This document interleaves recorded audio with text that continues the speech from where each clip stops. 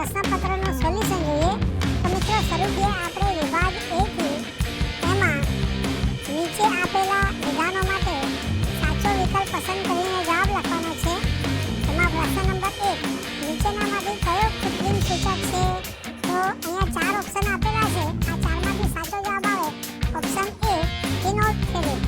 ત્યારબાદ પ્રશ્ન નંબર 2, નીચેનામાંથી બ્યુટેનોલનું અણુસૂત્ર જણાવો.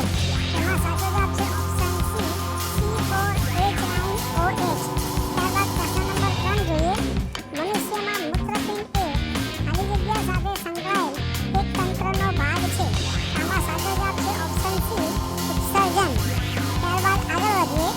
પ્રશ્ન નંબર 4, વિદ્યુત બલ્બની ફિલામેન્ટમાં ટંગસ્ટન ધાતુનો ઉપયોગ કરવામાં આવે છે કારણ કે ખાલી જગ્યા. આમાં સાચો જવાબ છે ઓપ્શન B, તેની અવરોધકતા અને ગલનબિંદુ બંને ઊંચા હોય છે. ત્યારબાદ આપણે પ્રશ્ન નંબર 5 જોઈએ.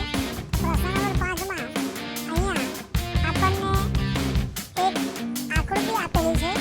એ આકૃતિમાં વસ્તુનું સ્થાન 2F અને F1ની વચ્ચે છે. અહીંયા તમે જોઈ શકો છો વસ્તુનું સ્થાન F2F1 અને F1ની વચ્ચે છે. તો પ્રતિબિંબનું સ્થાન ક્યાં મળશે? તો એમાં સાચો જવાબ આવે ઓપ્શન A, 2F2થી દૂર. ત્યારબાદ પ્રશ્ન નંબર 6, સામાન્ય દ્રષ્ટિ ધરાવતી પુખ્ત વ્યક્તિ માટે સ્પષ્ટ દ્રષ્ટિ અંતર આશરે ખાલી જગ્યા છે. તો આનો સાચો જવાબ છે ઓપ્શન C, 25 સેન્ટીમીટર. ત્યારબાદ નીચે આપેલા વિધાનો સાચા બને તે રીતે ખાલી જગ્યા પૂરવાની છે. તો એમાં પ્રશ્ન નંબર 7, આલ્કેન સમાન ગરમી શ્રેણીનો પ્રથમ સભ્ય ખાલી જગ્યા છે. અહીંયા 3 ઓપ્શન આપેલા છે. એમાં સાચો જવાબ છે મિથેન. ત્યારબાદ પ્રશ્ન નંબર 8, માનવ જાતિના જન્યુમાં રંગસૂત્રોની સંખ્યા ખાલી જગ્યા હોય છે. તો સાચો જવાબ છે 46. ત્યારબાદ ખાલી જગ્યાની દિવાલ જાડી અને સ્થિતિસ્થાપક હોય છે. તો સાચો જવાબ છે ધમની. ત્યારબાદ પ્રશ્ન નંબર 10, ખાલી જગ્યાના પર્ણમાં વાનસ્પતિક પ્રજનન થાય છે. તો સાચો જવાબ છે પર્ણખેતી.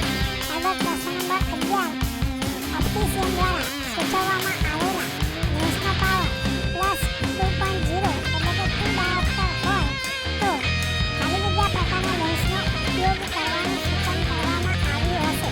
તો આમાં સાચો જવાબ છે બહિર્ગોળ લેન્સ. ત્યારબાદ પ્રશ્ન નંબર 12, ખાલી જગ્યા ધાતુ ઓરડાના તાપમાને પ્રવાહી સ્વરૂપે હોય છે. તો સાચો જવાબ છે પાણી.